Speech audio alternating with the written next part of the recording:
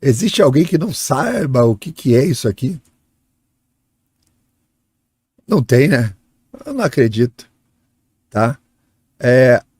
Foi numa data como hoje que foi assinado o decreto de criação da Força Expedicionária Brasileira, a famosa FEB. E ali em meados da década de 1940, o mundo vivia ali a sombra opressiva da Segunda Guerra Mundial, enquanto os campos de batalha se espalhavam pela Europa, pela África, pela Ásia. O Brasil, abençoado geograficamente, estava distante dos focos de combate, mas acabou também arrastado para o epicentro desse conflito. Aquela neutralidade inicial do país foi abalada por uma série de ataques à soberania nacional que culminaram com a decisão de participar ativamente dos esforços de guerra ao lado do bem, ao lado dos aliados. Assim, nasceu a Força Expedicionária Brasileira, uma unidade composta por homens que até então jamais haviam imaginado que cruzariam o Atlântico para lutar num solo estrangeiro, num território, num terreno, num país onde ele não entendia a língua, contra um inimigo que ele também não entendia a língua, com armas que ele não sabia usar, que não eram brasileiras, contra o inimigo que usava armas que ele também não conhecia, num clima completamente diferente do que ele conhecia. E mesmo assim, apareceram milhares e milhares e milhares de voluntários para lutar contra o mais poderoso exército do mundo.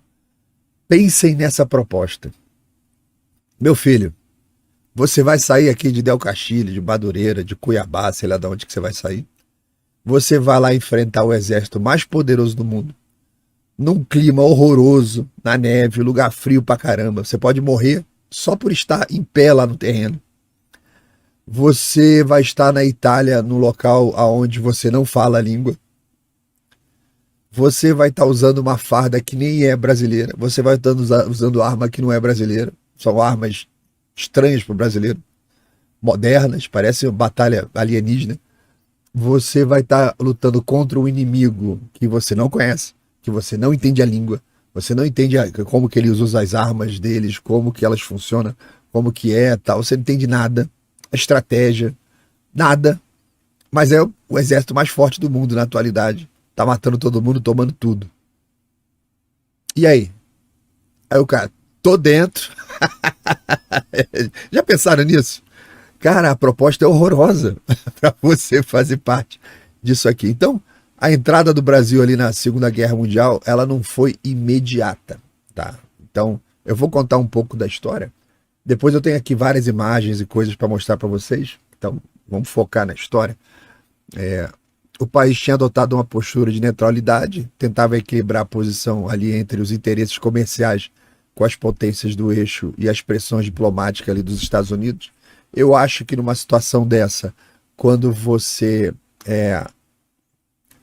o lado comercial não pode prevalecer, jamais, porque se você está tendo um conflito entre o bem e o mal e você fala, eu não quero me envolver porque eu vendo para os dois lados.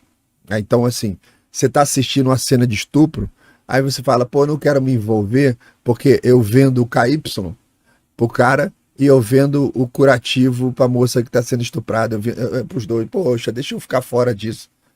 Não dá, né? Na luta do bem contra o mal, diante das atrocidades que estavam acontecendo na Europa, você não tinha como ficar neutro e querendo ganhar dinheirinho com essa história. Então, era uma posição muito errada do Vargas, né? Muito errado, tá? Então, bom, mas essa neutralidade foi severamente testada quando os submarinos alemães começaram a afundar navios mercantes brasileiros. Vou mostrar algumas imagens para vocês aqui já já, tá? E esses navios estavam sendo afundados aqui na costa do Brasil, aqui no nosso território, no nosso quintal.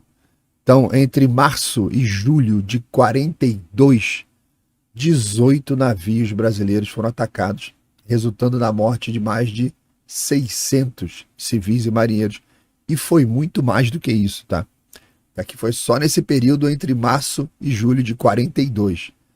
Bom, a indignação popular cresceu, começaram a acontecer manifestações de repúdio aos ataques do nazismo em todas as ruas aí do Brasil. A pressão sobre o governo do Getúlio Vargas aumentou, porque inicialmente ele era até simpático, né, ali aos países do eixo, principalmente a Alemanha. Vargas chegou ao ponto de mandar o seu chefe seria o seu chefe de polícia, poderia dizer isso, mandou para ser capacitado junto à SS, a Gestapo. Já falamos disso aqui, já tivemos vídeo exclusivo sobre ele. Então, a partir dessa pressão americana e dos ataques dos submarinos aqui no litoral brasileiro, o Brasil começou a desenhar uma ideia, também pressão dos militares aqui, né, de uma participação nesse grande conflito mundial, né? E essa decisão de enviar tropa para a guerra exigiu, naturalmente, uma mobilização sem precedentes no Brasil. O governo lançou campanhas públicas para arrecadar fundos. Era bastante comum nas cidades terem o dia da arrecadação. Você determinava um ponto numa praça e as pessoas iam lá para levar, por exemplo, os metais que tinham sobrando em casa, panelas que não usava mais. Então você tinha essa campanha para você doar, inclusive, metais para a guerra, porque a guerra consumia tudo que todos os países estavam produzindo, né? Então faltava tudo. Então o Brasil precisava de dinheiro, precisava de metais, precisava de um monte de coisa, e essas campanhas aconteciam no país inteiro. Vocês podem procurar na internet, vocês vão ver aí fotos daquelas praças com uma pilha de panela de 8 metros de altura no meio da praça. Então o brasileiro se envolveu nas doações.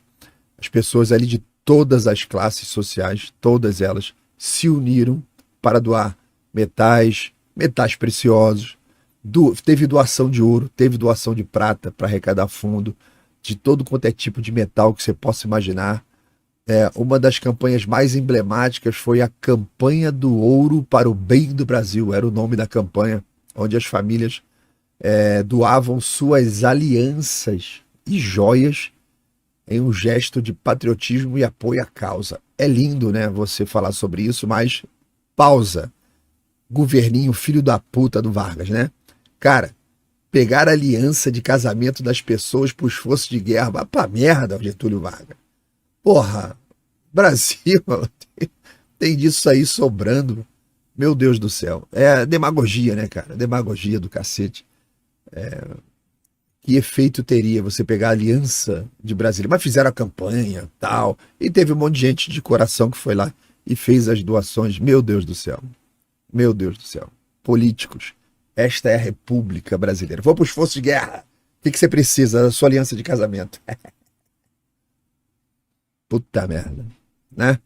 Bom, paralelamente, o governo iniciou a convocação de jovens para o alistamento militar. Homens de diversas regiões do Brasil, de diferentes origens e classes sociais, se apresentaram para servir ao Brasil e salvar aí a Europa daquele período tão nebuloso que eles estavam vivendo. Muitos desses jovens eram trabalhadores rurais, operários urbanos, gente simples, gente comum, tá?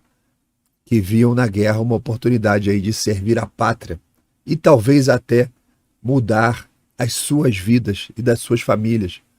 Então, para muitos era a primeira vez que eles saíam, inclusive, das suas cidades natais, tá? Então, eu vou mostrar umas imagens para vocês aqui, antes de eu continuar aqui com o relato, porque eu tenho que falar um pouquinho de como é que foi o treinamento, né? Tem algumas imagens aqui, ó. Isso aqui dentro do navio de transporte de tropa indo para a Europa. Vargas ali visitando as tropas, conversando com todo mundo. Eu tenho uma antipatia por esse Vargas, vocês não fazem ideia. Notícia do jornal, olha lá, torpedeado, navio brasileiro, foto, feridos, sumidos, desaparecidos, drama das famílias. Então, partido ao meio pela explosão dos torpedos. Cara, imagina o drama, cara. Tu tá lá no meio do oceano, de repente o navio que você tá lá explode e passa 5 minutos você tá boiando dentro d'água. Água gelada, fria, né? Então, torpedeada aí. E foram, cara, dezenas e dezenas e dezenas de torpedeamento na covardia. Já falei disso aqui. Tem inclusive até vídeo aí no canal falando disso. Deixa eu ver aqui se tem uma outra imagem. Aqui, ó. Isso aqui eu queria mostrar para vocês, porque dentro da área de membros aqui do Palhaço, eu tenho uma primeira parte de um vídeo sobre o Sentapua. Eu estou fazendo o roteiro da segunda. E entra nessa história do Brasil entrando na guerra. Eu abordo com muito mais detalhes do que a gente está falando aqui, do que a gente está fazendo aqui. E eu vou passar só um trechinho do que está lá dentro da aula, porque aborda exatamente esse ponto que a gente está falando. Afundamento do navio Olinda. Por que é importante? A escuridão. Relatos impressionantes dos náufragos. Aí mostra ali onde é que é o mar, é meio que ali na região do Caribe. Torpedeamento do navio brasileiro, a foto do navio ali. Vamos seguindo. Mais uma notícia, né? Afundamento do navio Olinda.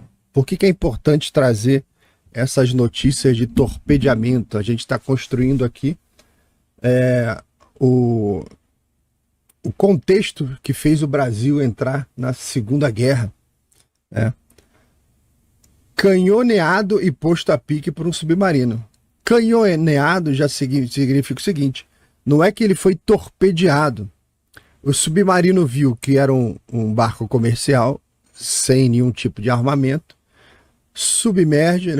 ele emerge, vai lá para a superfície. Na superfície ele fica boiando, e tá tão tranquilo ali a situação que ele fica dando tiro no navio a esmo, acertando a linha d'água ali e tal, até ele afundar, economizar torpedo, né? Muita maldade, né? Vários seres humanos ali, e o cara vai atirando até você afundar.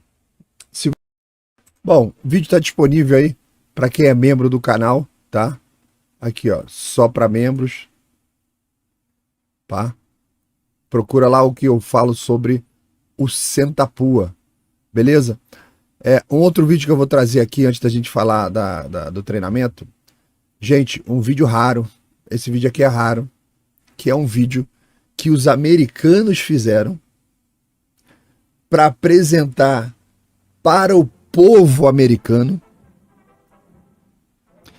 que os Estados Unidos tinham ganhado um novo aliado, o Brasil. Então era um filme de marketing, de propaganda, falando: ganhamos um novo aliado, deixa eu apresentar para o americano o que é esse tal de povo brasileiro, né? Então deixa eu parar num ponto aqui mais interessante, peraí.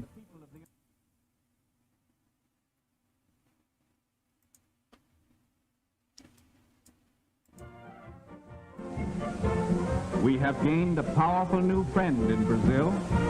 Brazil's territory covers 47% of the South American continent. 250,000 square miles larger than the United States proper.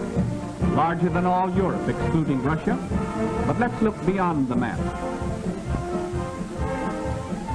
How can Brazil and her people help us to win the war? Well, there are more than 45 million Brazilians, which is a third of the population of the United States. We have been friends in times of peace as well as in times of war. Once before, the people of Brazil proved their friendship for the people of the United States in a time of world crisis. That was in 1917.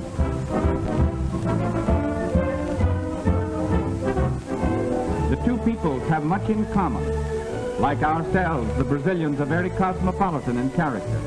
They are a progressive people with a constitution that guarantees protection to all workers and modern social legislation.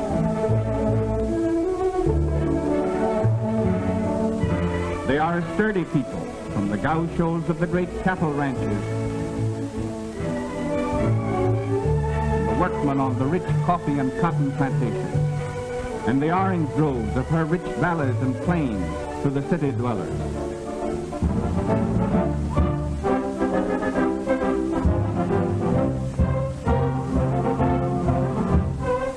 These Brazilians are in the war all the way.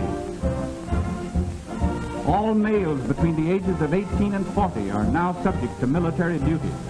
An army of 3 million soldiers can be raised without affecting vital industrial activity. Brazil is a land of picturesque and beautiful cities. Its capital is famous throughout the world as a center of culture and the arts. Rio de Janeiro, which means River of January, was named for the month in which it was discovered by a Portuguese explorer in 1531, nearly a century before the landing of the Pilgrim Fathers. Today, Rio is a modern city of more than 2 million population. Its municipal theater is one of the finest opera houses in the world.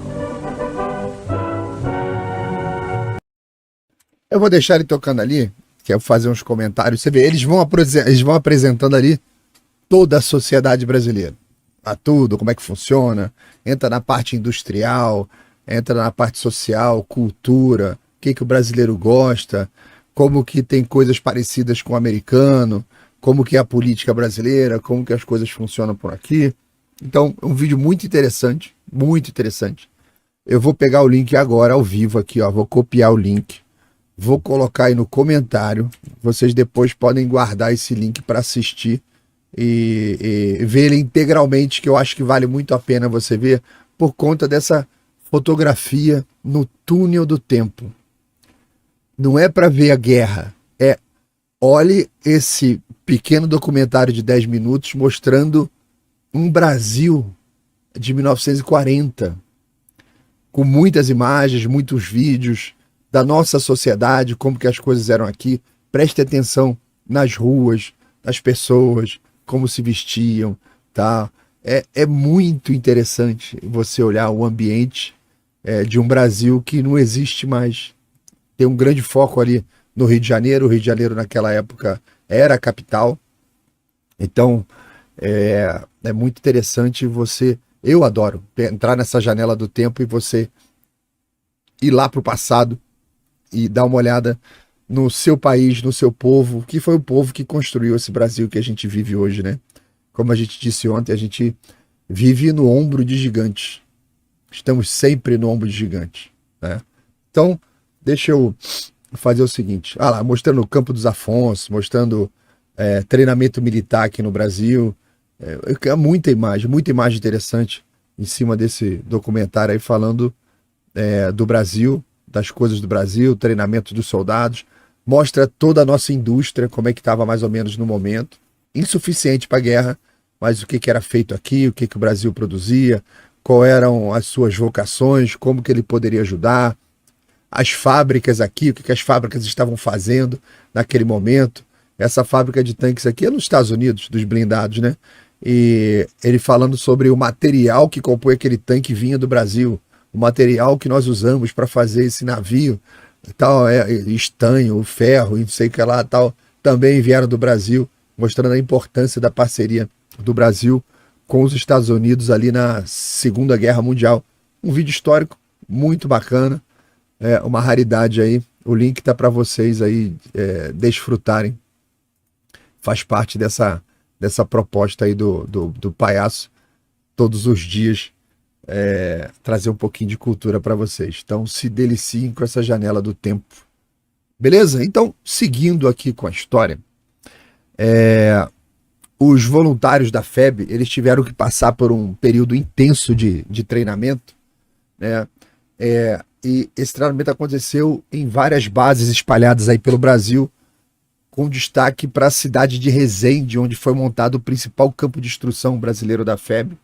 E esses jovens foram todos submetidos a um rigoroso treinamento físico e tático que tinha sido desenhado junto com os americanos dentro da doutrina americana de combate, até porque a gente ia utilizar todos os equipamentos americanos e lutar ao lado dos americanos. Então você tinha que aprender como que eles lutam, como que usa os equipamentos, como que se comunica, como é que a gente faz para evitar que um mate o outro sem querer, esse tipo de coisa, né? Então por isso que você tem que aprender tudo junto, né?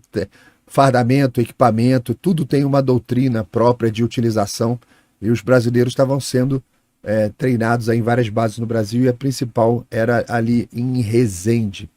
Eles fizeram também muito exercício de tiro simulado, treinamento físico, marchas, porque a galera tinha que adquirir resistência, porque é fundamental. Se você não tiver resistência na guerra, você pode morrer em diversas situações.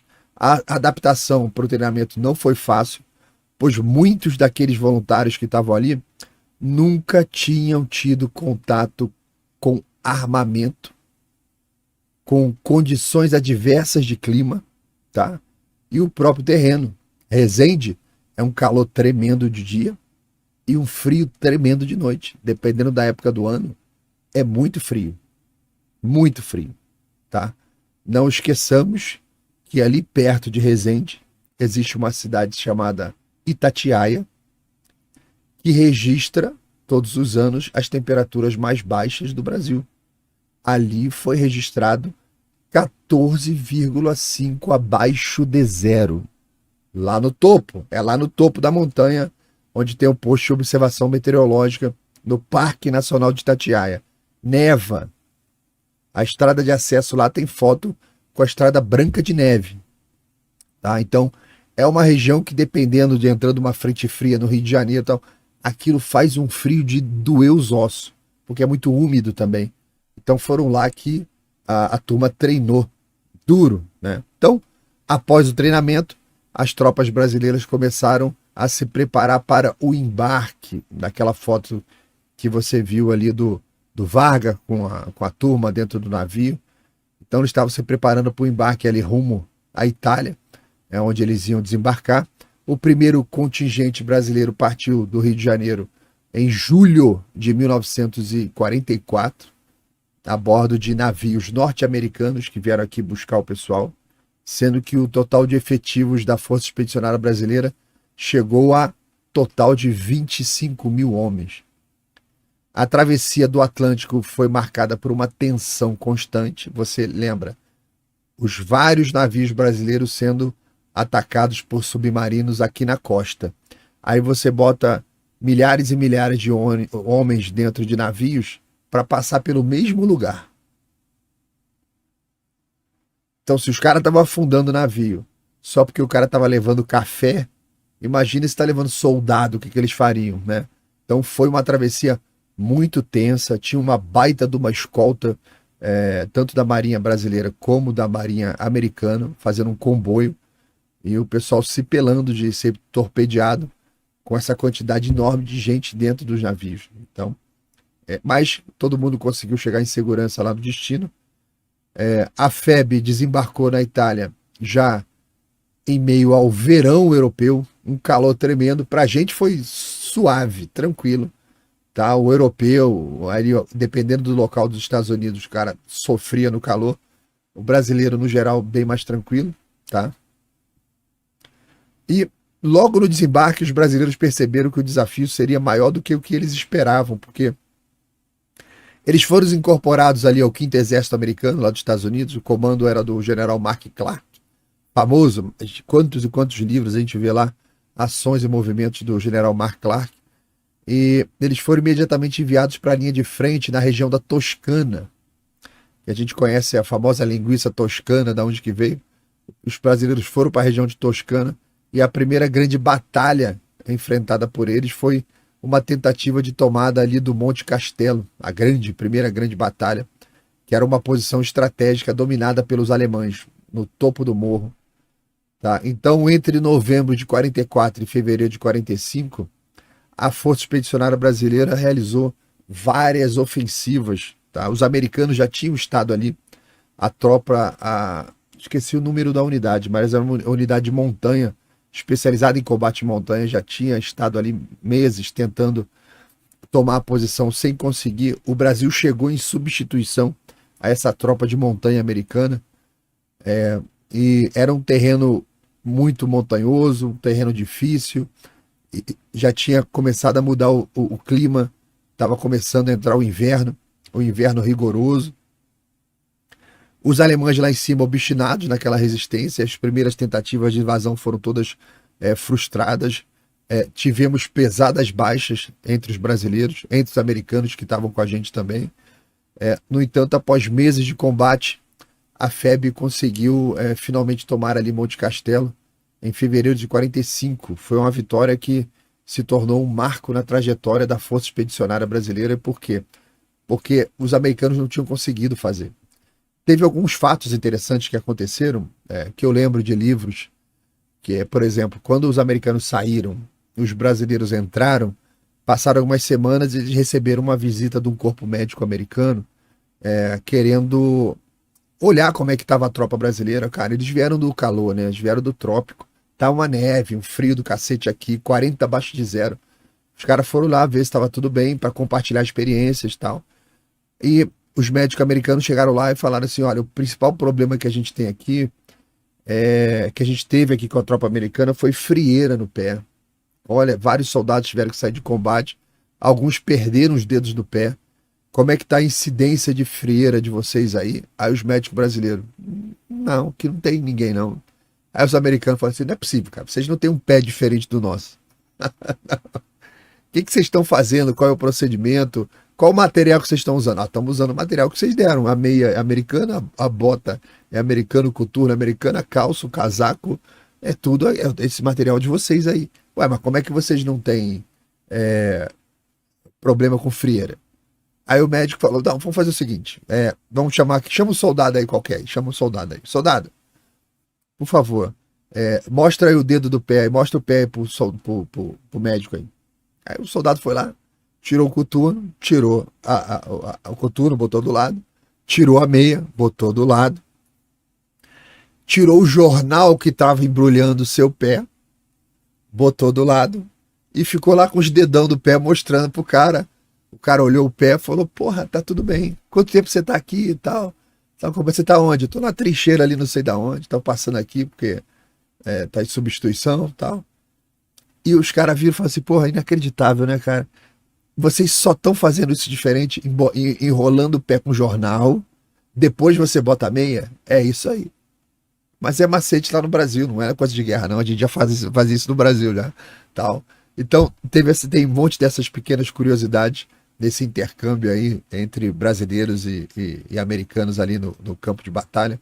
Mas o Brasil conseguiu tomar ali Monte Castelo, tá?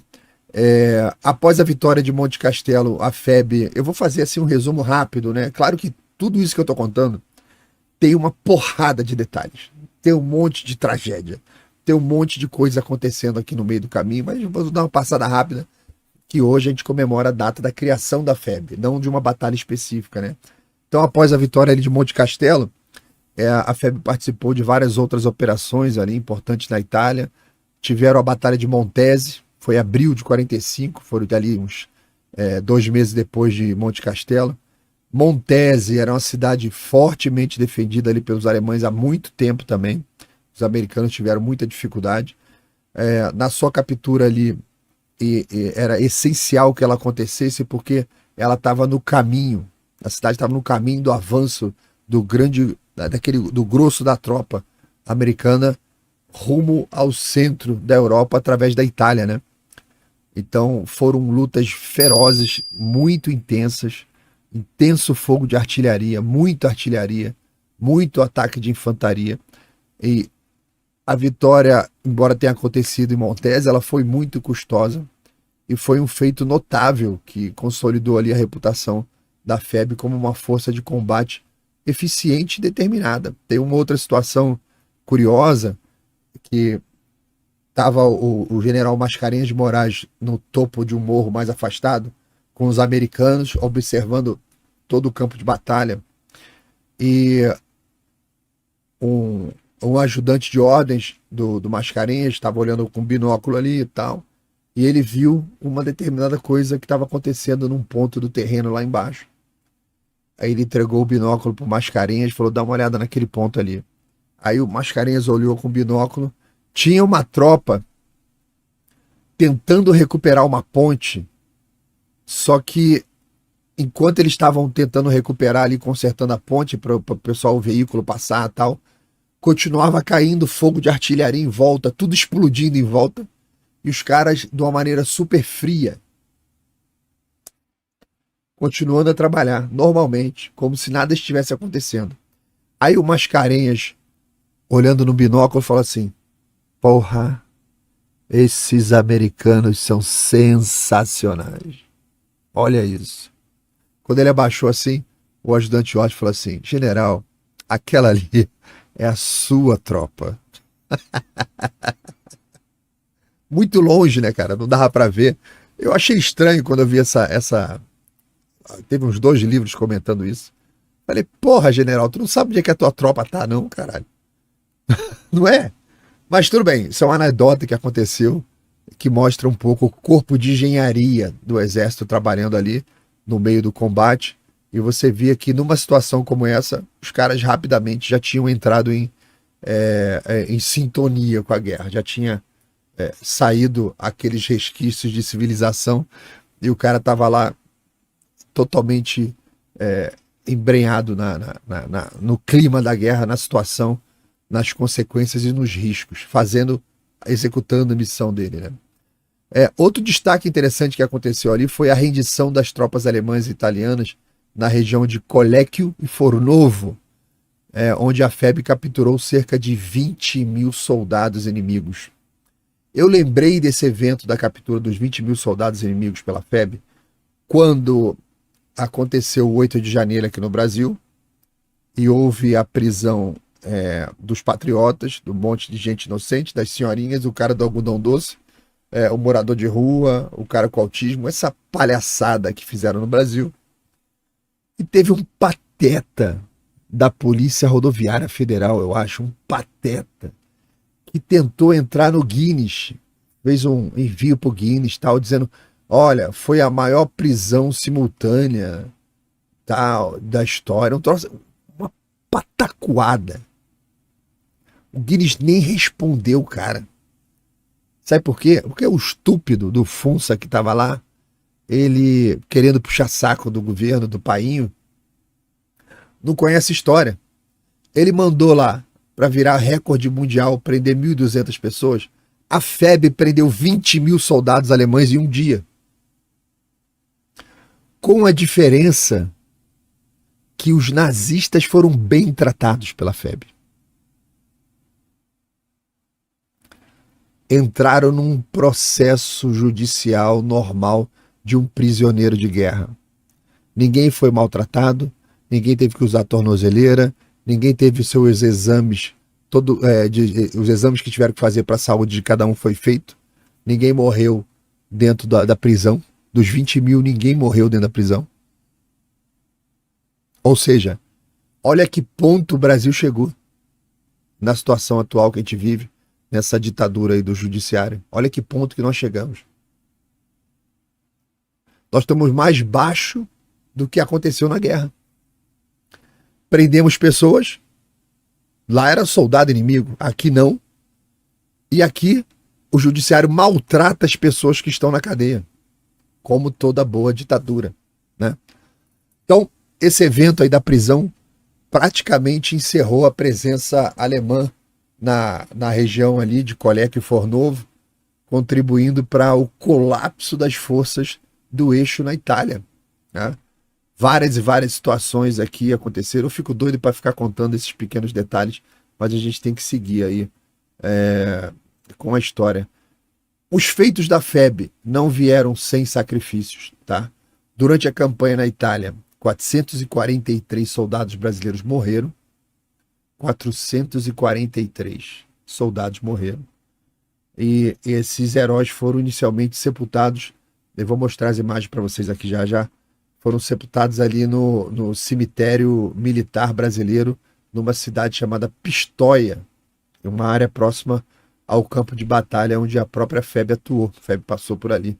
E o cemitério tornou-se um símbolo do sacrifício aí dos brasileiros na guerra. E o pessoal da cidade até hoje reconhece. Se você for brasileiro, se estiver passando por lá, eu lamentei muito essa viagem que eu fiz agora para a Itália, porque pelo cronograma, tá trabalho, né? Eu queria muito. Eu cheguei a 300 km daí, mas eu queria muito, muito, muito ter ido lá prestar minha homenagem. Então, esse cemitério se tornou um símbolo ali na cidade. Muitos brasileiros vão lá para visitar. São todos tremendamente bem recebidos. As crianças das escolas ali da região tem uma vez ao ano, eles fazem cerimônias em homenagem aos brasileiros. Canta o hino da FEB. Canta os hinos brasileiros. Tá? É um negócio muito bonito o reconhecimento dos italianos pelo que o Brasil fez, o sacrifício brasileiro para libertar eles, né? Libertar a cidade deles dos nazistas. Então eles tinham a memória do que tinha sido o fascismo com Mussolini, ditadura, opressão. Depois vem os nazistas, 10 vezes pior. Depois chega o povo brasileiro para libertá-los. Então, de pai para filho, de filho para neto, de pai para tio, para avô, todo mundo contava as histórias dos libertadores, os brasileiros. E não são poucas histórias. É muito comum em guerra que uma força que ocupa uma cidade, mesmo que seja uma força libertadora, que ela acabe um elemento ou outro cometendo crimes. Tem um estupro aqui, aí tem uma briga ali. Então, o relato dos italianos sobre a ocupação brasileira é que foi como se fosse a família chegando. Dividia comida, cuidava dos doentes, ajudava todo mundo. Aconteceu uma porrada de casamento entre soldados e o pessoal, as mulheres da região. Várias paixões. A guerra acabou e um monte de soldado ficou por lá. Inclusive, durante muitos anos, quem tomava conta do cemitério de Pistoia foi um brasileiro que ficou lá, casou, constituiu família, depois ele faleceu, aí passou a guarda do cemitério para o filho que tomava conta, ficou um negócio de família. E a reclamação dele sempre foi que o Brasil nunca se importou. Ele sempre tinha que correr atrás com dinheiro, financiamento, ajuda de empresário local, porque a República cagava para o cemitério brasileiro em Pistoia. A Itália ganhou ao longo dos anos uma tradição de enterrar nossos heróis, né? Tanto o pessoal da FEB. Aí eu te pergunto onde é que morreu o nosso herói Ayrton Senna. Foi lá na Itália também. Então, muitos dos nossos heróis, sejam eles esportivos, sejam eles militares, morreram na Itália, né? Então, o brasileiro tem muito carinho. Fora a migração italiana que veio para o Brasil, a gente tem o sangue italiano. Aí muitos dos nossos amigos, companheiros, familiares, o Brasil tem esse sanguezinho na veia também italiano, como tem de todos os povos, que é inclusive uma tradição portuguesa. Quando você vai ver as fundações ali de Portugal, o mito de Ulisses, a cidade de Olicipo, você vai ver todos os povos que passaram e viveram por ali. A última vez que eu contei deu 16 povos, um troço assim. Então, é uma tradição. Nós, portugueses e brasileiros, essa coisa do seu DNA ser uma representação da ONU, praticamente. Tá tudo lá dentro. E o Brasil é assim, né? Após a guerra, os corpos dos que estavam enterrados lá em Pistoia, eles foram repatriados para o Brasil, não depois de muitos anos, muitas indecisões, muita política. Demorou pra cacete para você conseguir trazer eles para cá. Eles vieram pro Monumento dos Pracinhas. Vou mostrar essas imagens todas, porque eu tenho que me concentrar no que eu tô falando para eu não perder a linha de raciocínio. Depois eu mostro a sequência de imagens que eu separei. Então, o Monumento aos Pracinhas, que fica no aterro do Flamengo do Rio de Janeiro. Quem não sabe, aquele Monumento aos Pracinhas no aterro é um cemitério. O pessoal passa no aterro para lá e para cá, passa no aterro e não sabe que ali é um cemitério. O Monumento dos Mortos na Segunda Guerra, no aterro do Flamengo, é um cemitério. Vou mostrar aqui já já. Inclusive, há pouco tempo eu tive lá, 2018, eu estava tentando conseguir trabalho voluntário, tá? 2019, foi no começo de 2019. Eu tive uma reunião lá com o comandante do Monumento aos Mortos, que era o Von Rommel. Eu falei assim, vou ter uma reunião com o comandante. Eu olhei lá, o militar, o cara do exército. Era o Von Rommel. Acho que era, Von Rommel, o nome dele, Von Rommel. Falei, porra, o nome do alemão, cara, Von Rommel, porra. Caraca, vai chegar lá, né? Vai vir aquele, porra, o Viking, né? Porra, cheguei lá, era um negão moreno, gente boa pra caralho, fortão. Eu falei, cara, tu tem tudo menos cara de Von Rommel. Eu falei, eu sei, eu passei a vida toda com esse problema. Super simpático. E a gente estava tentando, junto à Caixa, financiamento para restauração, porque tinha uma laje enorme do monumento caindo, cara, já quebrada, interditada. É o carinho e o cuidado que a República Brasileira dá ao seu patrimônio, ao seu passado e os seus heróis. A gente viu o que eles fizeram com o Museu da Quinta, né? Tacaram fogo, né? Como tudo que para na mão do UFRJ pega fogo, né? Então, eles foram repatriados, foram ali para o Museu do cemitério ali dos Pracinha, no aterro. No retorno dos soldados ao Brasil com o fim da guerra, os pracinhas retornando, era no início aquela atmosfera super feliz de vitória, tá? E logo a seguir veio a desilusão, porque esperava-se que eles fossem tratados como heróis, não só no desembarque, mas dali para frente, que a coisa fosse um pouco diferente, né? Mas a realidade foi muito diferente, porque os ex-combatentes acabaram enfrentando muitas dificuldades para se reintegrar à vida civil, não tiveram o reconhecimento devido, não tiveram o suporte do governo, um monte que chegou, foi dispensado. Ah, obrigado aí pelo seu serviço, vai pra puta que pariu, vai embora, tchau. E os caras com a bucha na mão, não posso continuar nas Forças Armadas? Ah, não tem dinheiro. O emprego, você pode me ajudar a arrumar um emprego? Também não. Pô, teve um monte que foi morar em favela, passou dificuldade, passando fome. Então o herói de guerra chega passando fome, né? Como se o Brasil fosse pobre, né? A transição da vida militar para a vida civil foi complicada para muitos deles, tá? Especialmente para aqueles que sofreram traumas físicos e psicológicos. Não tiveram apoio. Várias e várias famílias. Eu tive vários ex-combatentes em volta de mim durante a vida. E eram muitos deles que a família que dizia: pô, papai ou vovô acorda gritando de noite. E pô, e a guerra já acabou há 40, 50 anos já. E continua, né? E apesar dos desafios ali da falta de reconhecimento inicial, o legado da FEB permanece vivo na memória nacional muito por conta hoje das redes sociais. O brasileiro, o homem comum, o povo brasileiro tenta manter esse legado. O governo, todos eles cagam, literalmente, todos. O exército mantém a memória. Eu lembro, e eu tô com um livro desse soldado brasileiro para escrever um quadrinho, fazer um roteiro de quadrinho sobre ele. Major Apolo Miguel Resk, que foi o soldado brasileiro mais condecorado da história do Brasil. Mas o Major Apolo, ele não era um militar de carreira. Ele foi um cara temporário. E mesmo assim, foi o cara mais condecorado pelos gringos lá, né? E quando ele faleceu, eu cheguei a conhecer o Apolo numa cerimônia. Estava na cadeirinha de roda. Quando ele faleceu, eu lembro também no cemitério que os reservistas do Exército, o pessoal do Conselho Nacional dos Oficiais da Reserva, eles estavam todos presentes lá, gente pra caramba, mas não tinha nenhuma autoridade brasileira.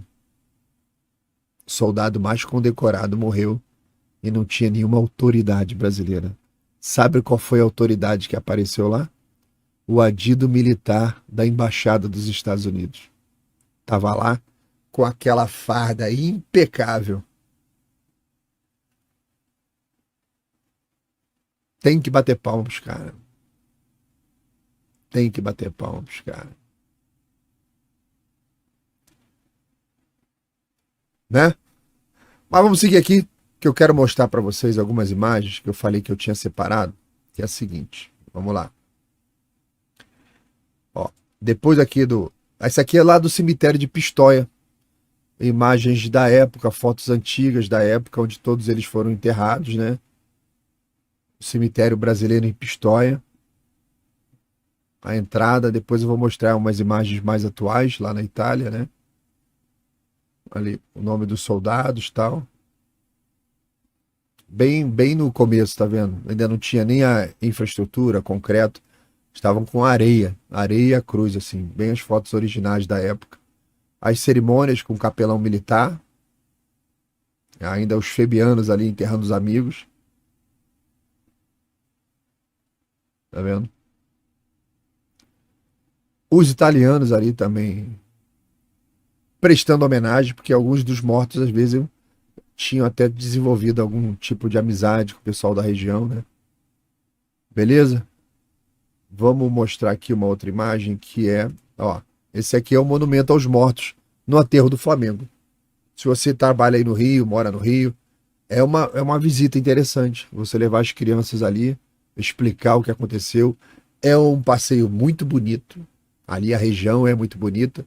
Você pode andar por aquele litoral tanto em direção à Zona Sul quanto em direção ao centro da cidade. Tem coisa interessante para ver. Mais para a Zona Sul, você passa pelo monumento aos Tasso de Sá, que é o local onde ele morreu, levando uma flechada no olho de um índio no combate 1565 para a retirada dos franceses aqui da Baía de Guanabara. Eles só conseguiram aportar lá na Urca, lá em cima, e vieram pelas praias combatendo várias semanas e semanas. Quando chegaram ali naquele ponto onde tem o monumento, onde estão os restos mortais do Tasso de Sá, é o local onde ele levou uma flechada no olho.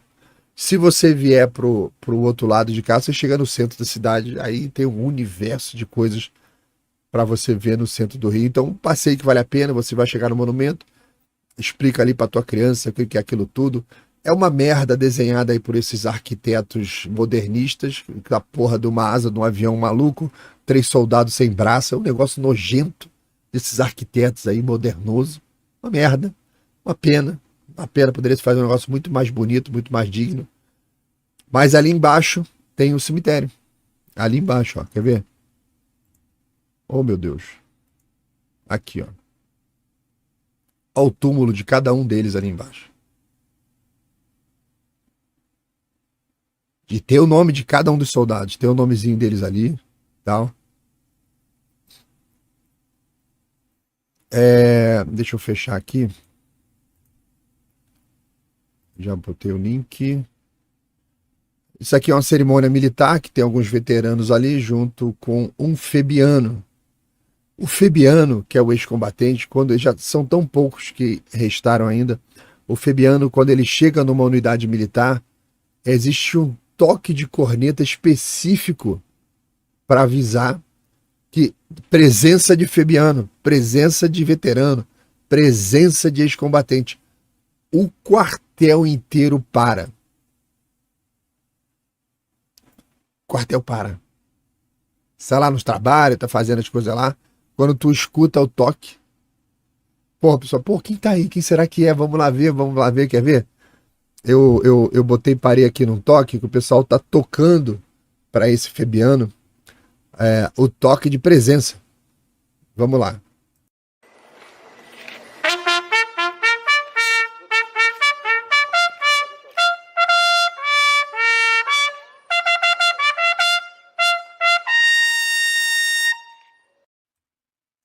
Se alguém tocar isso num quartel, tu já sabe que entrou um veterano. Ó, isso é muito legal. Isso é muito bacana. Porque quando o passado entra pela porta, cara, o presente tem que parar. Tem que ir lá. Tem. Tem a canção do expedicionário, que é cantado pelas crianças lá na Itália, que foi desenvolvida no próprio campo de batalha, né? Tem uma lenda que diz que enquanto eles estavam combatendo, teve um determinado momento em que, presos na tomada de uma determinada posição, os soldados morrendo um ao lado do outro ali, e numa situação onde que se você levantasse para atacar, você levava tiro, você não podia retrair, você ficou meio que preso naquela posição de terreno. Vários soldados começaram a conversar entre si e perguntando: da onde que você veio? Você é da onde? Aí eu falei: eu sou de Minas e tal. E você? Eu sou do Goiás. E tu? Eu sou baiano. E você que tá perguntando para todo mundo: eu sou carioca, sou do Rio e tal. E ficou aquela conversa entre eles ali que acabou gerando o hino da FEB, Reza a Lenda. Vamos escutar um pouquinho aqui, que, para quem não conhece, vai lembrar um pouquinho.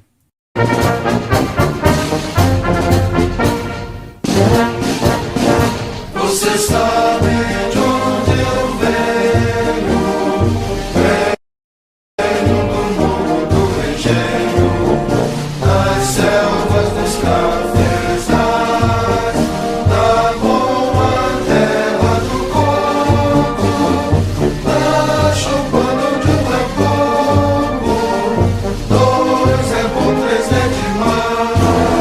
Venho das praias sedosas, das montanhas alterosas, do pampa do seringal, das margens crespas dos rios, dos verdes mares bravios, da minha terra natal.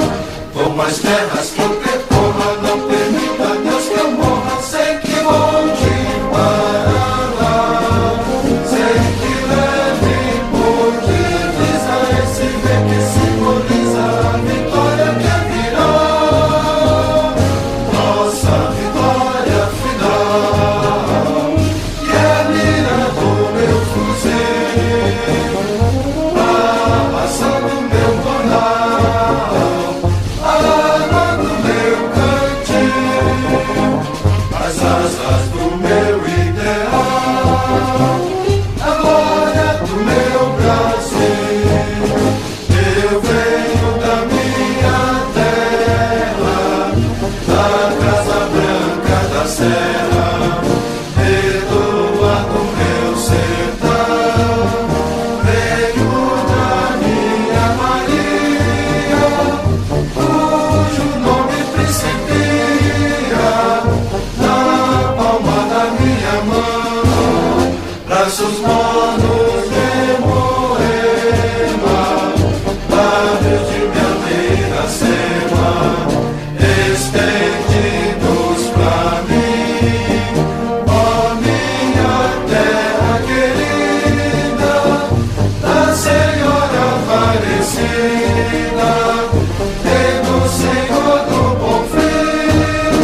Por mais terras que eu percorra, não permita Deus que eu morra sem que volte para lá, sem que leve por divisa esse ver que simboliza a vitória que virá, nossa vitória final, que é a mira do meu fuzil, a ação do meu jornal, a água do meu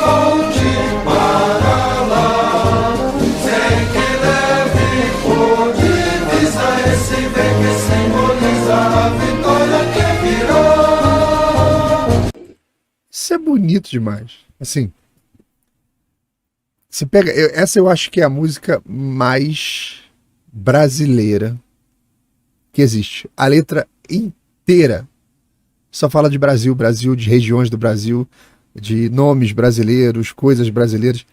O pessoal fala assim, não, a música mais brasileira que existe é aquela Brasil, meu Brasil brasileiro, do mulato e zoneiro.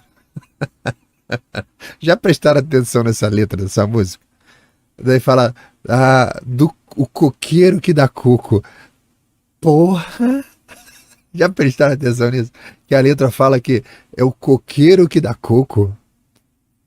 Não tem nem se compara. É bonita. É bonita. Né? Meu Brasil brasileiro, tal. É bonita, tal. Cara, a melodia dessa música é linda. A letra é linda. Tá? O contexto, tá? A parte, ela é super emotiva. Não sei. Quem escreveu isso foi inspirado demais. Ela é uma música que a gente aprendia no quartel. E era que a gente mais gostava de cantar quando estava marchando. Marcha longa. Porque ela é toda ritmada. E lá na Itália eles também utilizavam para isso. Ficavam cantando naquelas longas marchas deles. E a música muito bonita, né? Muito bacana, muito legal. Eu lembrei agora de uma passagem. Porque todos eles já estão morrendo, né? Os aviadores já morreram todos. Todos os aviadores já morreram. Tem uma historinha que eu já contei aqui. Os aviadores, quando eles desembarcaram para o seu treinamento, que eles foram treinar em outro local, eles passaram pelo Panamá, depois foram para os Estados Unidos. Eles foram convidados. A aeronáutica tinha acabado de ser criada quando eles embarcaram para a guerra. E eles foram convidados numa base dessa para fazer um desfile na frente de todo mundo lá, porque tinham várias outras tropas desfilando. Aí o cara da cerimônia falou assim, olha, na hora que vocês passarem, vocês têm que passar cantando o hino da aeronáutica de vocês aí. Aí um olhou pra cara do outro assim, o Nero Moura, né, o Rui Moreira Lima, aquela... olhando pra cara. Cantar o quê? A aeronáutica acabou de ser criada, a gente não tem nem farda direito, cantar hino, não tem hino não. E eles foram marchando e conversando, e chegando no local de canto. Aí os caras, porra, vai dar merda, o que a gente vai cantar, cara? Não tem, a gente não sabe o que a gente vai cantar, não tem hino, não tem nada. Eles estão lá marchando, em direção aonde é o palanque das autoridades, até que um começou a cantar lá uma marcha de carnaval, cara. Marchinha de carnaval.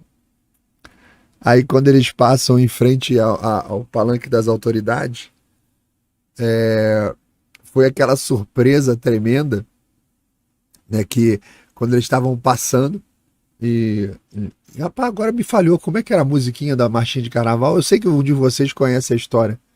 É tanta coisa que eu tenho que lembrar que agora me falhou. Qual era a marchinha do carnaval? Ih, ficando velho. No meio da história. É tudo aqui improvisado, né? Caramba, esqueci a marchinha de carnaval. Tudo bem, vocês vão escrever no comentário aqui para me salvar qual era a marchinha de carnaval que eles cantaram, que eu sei que tem alguém aí que sabe. Então, eles foram passando e cantando aquela música e tal, e depois que eles passaram, ficou aquele clima assim, puta, vai dar merda. Caramba, vai dar merda. Porque, putz, se alguém descobrir, cara, ferrou. Aí, acabaram de passar, marcharam, formaram no canto assim, exatamente. Obrigado, Ítalo Martins. Eles passaram cantando Jardineira. Ô jardineira, por que estás tão triste? Mas o que foi que aconteceu? Aí eles passaram cantando isso, encostaram num cantinho lá, veio um cara lá do palanque e falou assim, comandante, por favor, vem aqui que a gente quer conversar com você. Aí os caras, fodeu. Fodeu. Sabia que ia dar merda. Ia dar merda. Aí o cara pediu pro comandante lá que eles fizessem uma nova passagem cantando, porque emocionou o pessoal no palanque. Eles nunca viram um hino militar tão bonito. Aí o brasileiro formou e passou de novo marchando, cantando Jardineira para os americanos lá, como se fosse o hino da aeronáutica. Então o pessoal que conhece Jardineira, obrigado, Alexandre, me salvou aí. Bom, aí, pra gente terminar aqui, ô jardineira, por que estás tão triste? Mas o que foi que aconteceu? Eu vou colocar agora para vocês aí no chat. Eu vou colocar um link, tá? Eu nunca consegui ler esse artigo em público, tá? Eu escrevi esse artigo no LinkedIn por conta... Isso aqui é lá no cemitério que eu fui lá, fiz uma visita, tirei uma foto, porque tem um túmulo do soldado desconhecido, que são restos mortais, que estava com uma farda brasileira, mas eles não conseguiram identificar quem era o soldado. Como diversos desapareceram, que eles não conseguiram encontrar, você não sabe de quem é. Então é o chamado soldado desconhecido, túmulo do soldado desconhecido, sempre tem. E está escrito aí, em cima do túmulo, Deus sabe o seu nome. Eu achei isso lindo. Cheguei em casa, escrevi um artigo que eu não consigo ler. Eu sempre choro. A minha homenagem aos febianos, chamando a atenção justamente porque a gente falou aqui, o último toque, o último gigante. Porque um dia, e falta pouco tempo, só vai existir um. E vai ser o último. E depois que ele morrer, você não vai conseguir mais tocar a presença de Febiano em nenhuma unidade. Acabou. Fechou a cortina. Todas as homenagens se acabaram. Vou colocar o link aqui no chat, porque eu confesso para vocês, eu não tenho estrutura para ler esse artigo. Essa homenagem em público. Já tentei várias vezes, não consigo.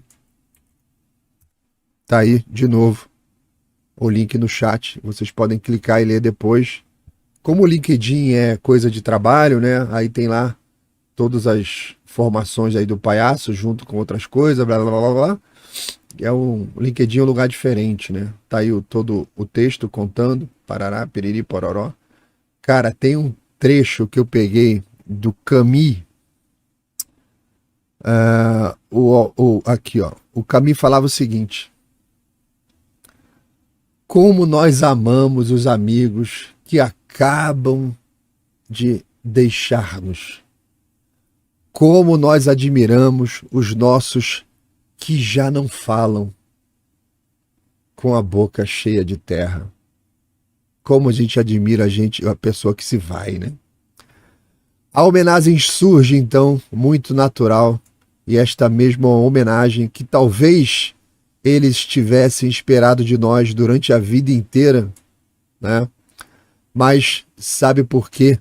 Nós somos sempre mais justos e mais generosos para com os mortos? Albert Camus conclui. A razão é simples. Para com eles já não há deveres.